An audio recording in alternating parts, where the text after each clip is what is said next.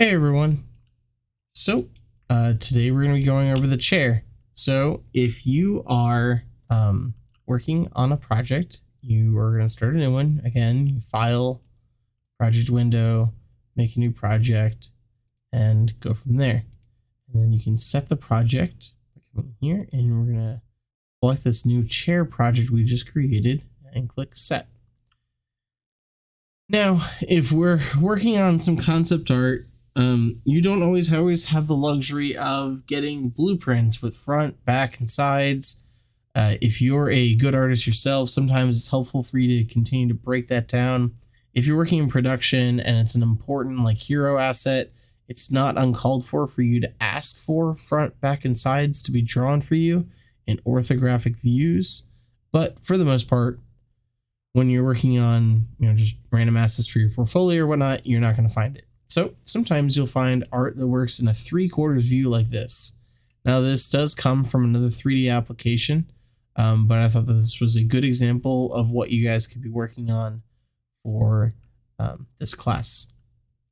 And so there's some nuances here that I'm going to cover on how to do and how I get started on this, and then how to tackle some of the more challenging parts of this. But the chair as a whole is up for you to create. So I will show you a little bit about the process here. So file, new scene. Great. I'm going to start with a new scene, and then I'm going to save it first and call it chair 1. Save. That file already existed, so I'm going to replace it. I use 3 check digits in the event that I get to almost 1,000 scenes. It's important that I have room to grow, and for sorting. So when you get stuff like that, you're not going to bring in that image plane. You're just going to start modeling the asset. So first thing you need to do is figure out how tall your object needs to be. Here, I'm going to create this cube, and I'll scale it up and elongate it.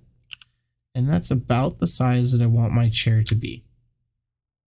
If I had a human character that was already modeled out, and I knew that they were this tall, then I would know how to scale that chair accordingly, right? But we don't have a humanoid character. However, if you're working in a game, you could always export the mannequin from Unreal that you're using, or elsewise the character that's been modeled for your scene as a prop. Here. Do this, and this is going to be my kind of bounding box, so it'll help me understand. I'll make a new layer, and one thing that you may have not seen me do yet is I can make the new layer with the object that I've got selected, which is the right option here. I can rename it by just right click rename, or I can double click it and change it out here, and I can say chair base scale.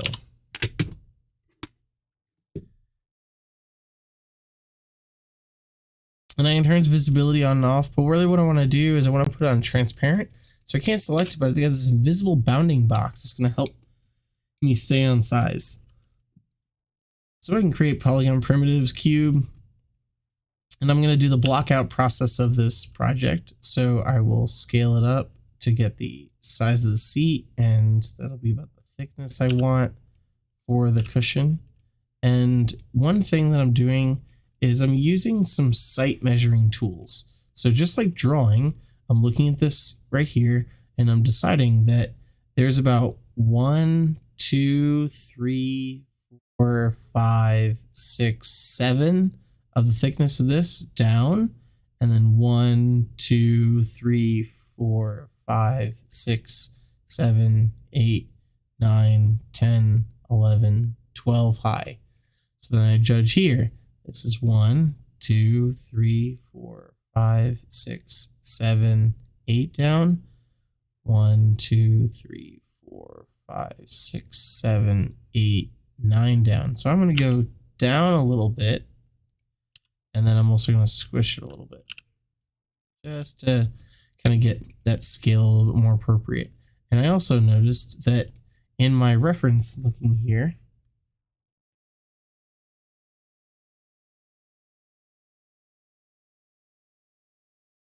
that the object is thinner this way than it is this way, just by a hair.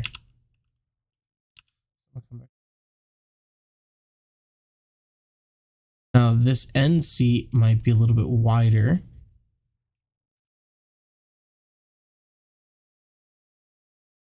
And then I can come back over here and decide to make that. Now I'm also got these legs and I want to create polygon primitives. Oh, it's about the thickness. I want the leg, and I'm going to move this over, and I can snap to vertex on this transparent, or I cannot snap to vertex on this transparent object, but I can this. So I'm going to bring the leg out here, and where I want the center pivot to do is to be on the corner of this cube. And then I'm going to hold V to snap. So I snap to the corner there. And then I can extend it down here. And I'm going to extend all the way to the grid. So I'll hold X, snap down. And there we go. And I've got this object here. And I can recenter its pivot so it's a little easier to work with. Now I also have this mirroring tool. So if I want to mirror, I've set it to options box and I can mirror across the X axis. That didn't get me where I want to go. I need to look here. I'm going to move based on world. There we go. Then I'm going to move in the Z axis because I can see that right here. It's the direction I want to go. Yeah. Now I've got all my legs. Now, again, I can separate them. Back ones are just square.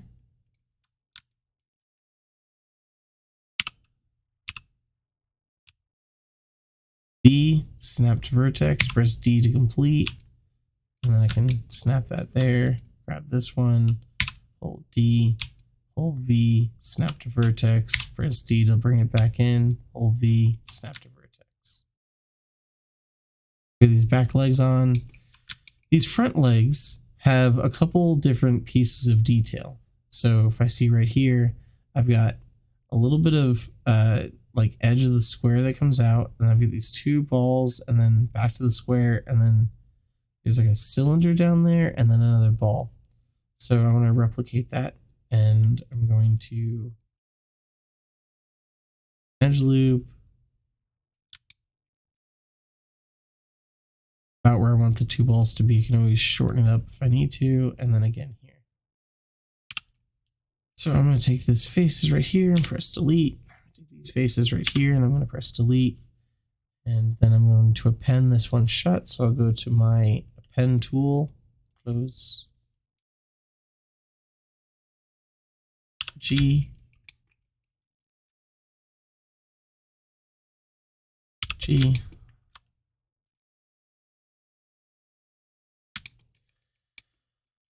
And then I'm going to go over here and go to object mode, and I'm going to create polygon primitive, say sphere. Now, when I create the sphere, it gives me whatever topology, and you might have a different amount of topology on yours. And so what you need to know is that you can come over here to the history of the sphere, go into the channel and layer editor, and scroll down, and you see inputs. When it's created, it's got some parameters here. So there is the options box when you're creating this that you can get to change these parameters here, but you can't do it live. You can pick them and then they become this. But if you do it live, you can move your mouse to the left here until it turns into this like funky symbol. And you can actually drag and see it scaling and changing right in front of you. So I'm going to do 14, and then I'm going to bring this one down to like 12.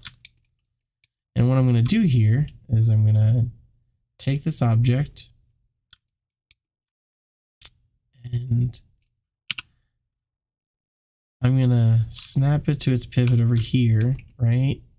But then I know that the center of the cube is right here. So I can move that over, move it over. Now I could eyeball it, where I'm just kind of looking in between and trying to make sure it's evenly placed center of that cube as best I can. That would make it look very handmade, or I could actually work through the details. And then what I'm going to do is I'm going to connect right here. So I'm going to duplicate the sphere. And I want it to merge them right here at this lower set of faces. So I'm going to delete that. The first thing I'm going to do is I want the same size sphere at the bottom. So I'm going to make an extra one, and I'm just going to move it over the side over here. And how I'm going to do this, I'm going to zoom in, and then I'm going to select those faces and delete. I'm going to come over here, zoom in, and delete. And then I'm going to move the objects close together as I can. Now I could eyeball it, or I could press D, hold V, snap to that vertex right there, and then hold V, and then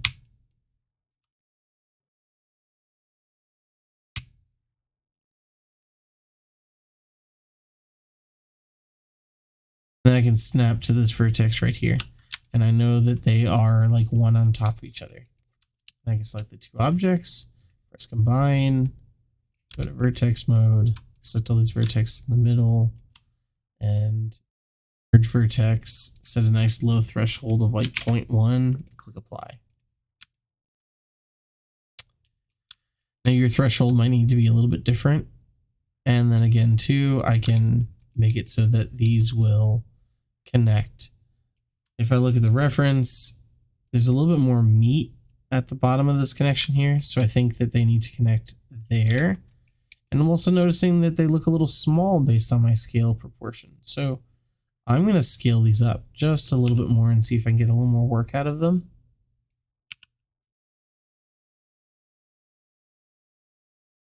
Better. And then I'm going to grab this cube. And then this cube I need to separate. I need to take this one and this one. Get here. And that's starting to look like my reference. Now, there's a couple fancy ways in which we're going to merge these together. I could sit here and like insert loops and cut a hole and try and merge it all out. What I could also do is something called a Boolean. So what I'm going to do is I'm going to select these two objects, and I usually make everyone stand up and raise their hands. Remember that Booleans are dangerous. So before we do a Boolean, we always stop and save. File, save scene as, chair, and then I'm going to say number 2. Before we do a Boolean, we always save. Always. Because it can blow things up. And then we make sure we save lots after we do Booleans. So we're going to do mesh, edit mesh, mesh, and then Booleans. And you've got a few options here. You've got union, difference, intersection, and I'm going to explain these a lot more in class, but you can use the union Boolean here, and it will merge these two objects together. So now they are one. And I could take this and I can clean this up a little bit by doing split polygon. I can cut from here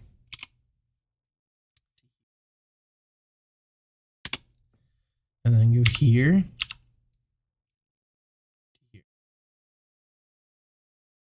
and then go here, here, here,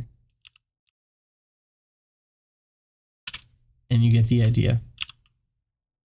Now, because I don't need, this is still a quad, I don't need to do that, but I could if it's going to make it a cleaner object.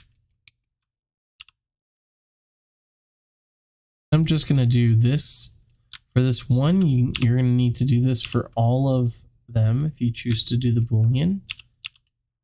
This will be clean if I leave it open there.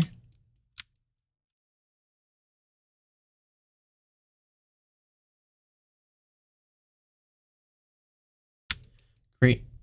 That is a nice clean Boolean. Whenever I do a Boolean, I need to delete all my type history. Leaving the history from the Boolean is part of what helps make them explode.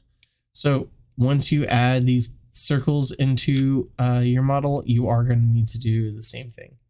Now, we could take this object and just duplicate this or copy the faces and bring them down, do the same thing.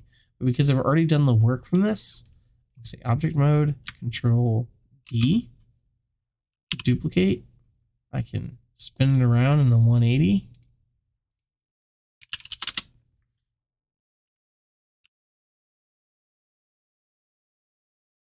Carry it down. I can change its pivot to this corner.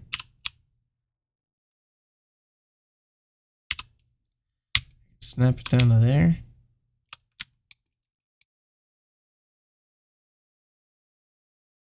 End up deleting these bottom faces of this bottom sphere. We'll end up that shut. But here on this one, right, I want that like cylinder to kind of like stand down. So I'm just going to insert an edge loop really close to here. And what I'm going to do is I'm going to select all these faces, and then I'm going to hold shift and select this one, and then double click this one. It selects the loop. And then you just pull it down.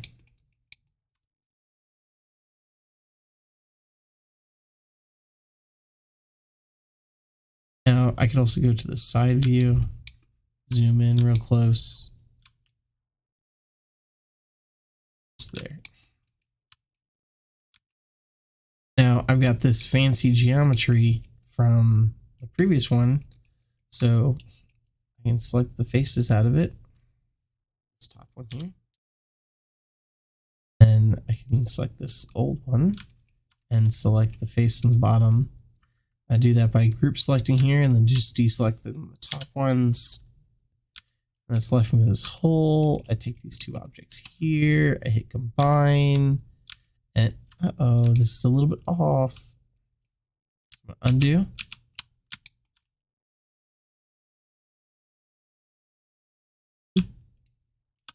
Snap there.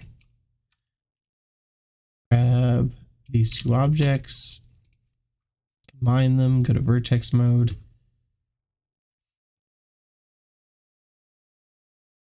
Merge. Merge. Now I've got this nice tight leg, and I've got something that looks a lot more like the reference. Other things that I'll need are the little bars in between. Not too terribly hard. We just duplicate these, stick them through, insert the loops to get it across.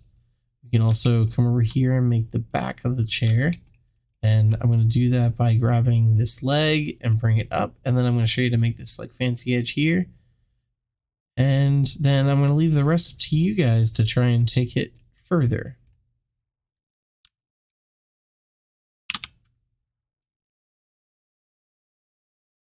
Up there, and then I'm going to grab these vertexes here, snap them to the bottom, and then in order to do this kind of notched edge here, I'm going to need edges. So I'm going to insert a loop here, and identify where I want it to be, and then I want like the top end of the curve, right? So it's this and this is kind of like a snake shape. It's going to come out, down, and then swoop over. So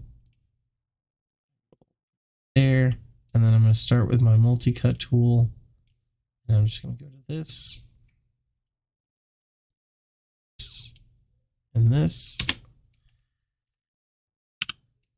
and honestly, like it's a little bit easier for me to work with just these faces right here on the side, and then I'm going to extrude across, and then I'll merge that together. So I'm going to go ahead and just select these faces that I'm not using.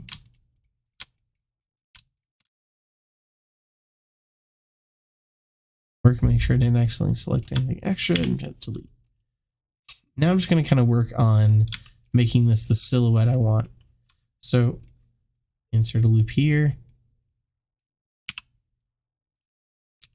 Grab this vertex, pull it out.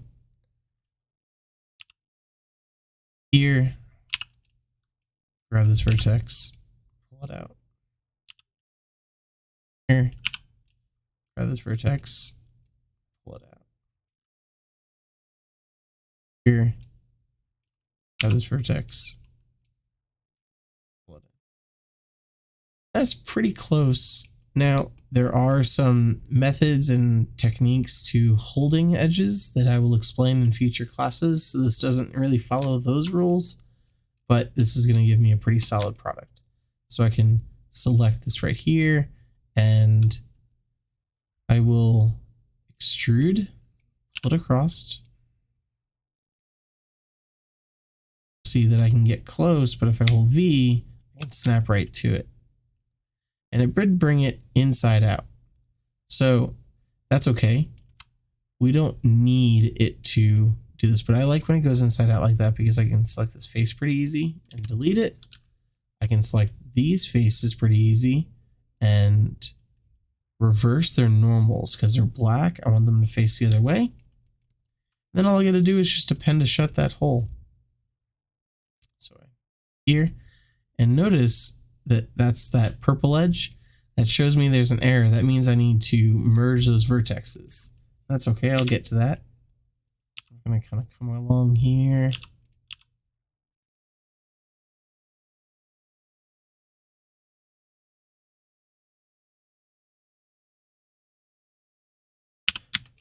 And then I'm gonna select these vertexes right here.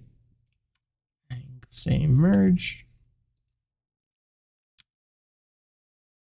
Good. If I want to check it, I just left click one and pull it apart, undo. Good.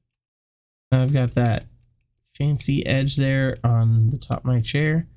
And so what I want you guys to do is I want you to finish mirroring this across, mirror this one across here like you made the other ones, model the little bars in between, add the details within the face of the seat, and create the bars here. A little trick about modeling the details in the face. You can take this top face, extrude, and then use the scale tool. Make that first edge. Extrude again. Make the next edge. And then you can silhouette of that model there. Got the chair. Now, again, you want to make sure it lines up, it matches your reference, and you want to try and make this look just like what you're looking at in 3D as best you can. If it needs to be rescaled or reshaped or removed, that's on you. That's why we go through a block out phase first and check all the scale of all the objects and the position, and then we move to the details, climbing one step to the next. All right, everyone, thank you so much.